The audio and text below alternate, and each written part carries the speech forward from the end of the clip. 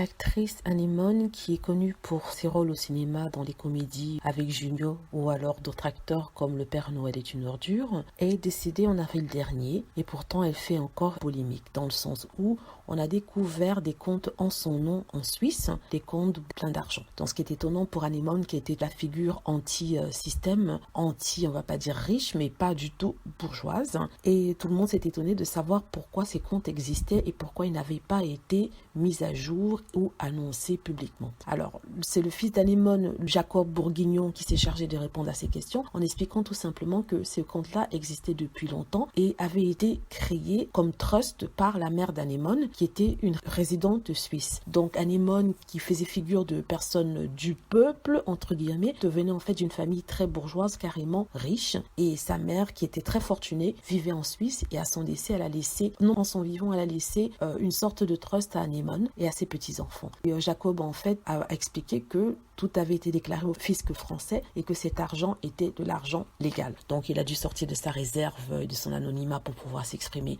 par rapport à sa maman. Et c'est en fait une polémique qui a fait les journaux, qui était montée en mayonnaise pour rien. Alors que c'était juste de l'argent que Anémone avait et que sa famille possédait. Comme quoi, quand on voit des personnes qui ont un peu pauvres, il faut faire attention car elles peuvent être en fait très très riches. Anémone a toujours eu cette tête de petite vieille mère peu fortunée, mais en fait elle était bourrée aux as. Voilà, c'est mon commentaire sur Anémone qui malheureusement nous a quittés en avril dernier et sur la fortune qu'elle a laissée. Si vous avez aimé mon commentaire, n'hésitez pas à cliquer sur like et à vous abonner pour plus de vidéos. Merci.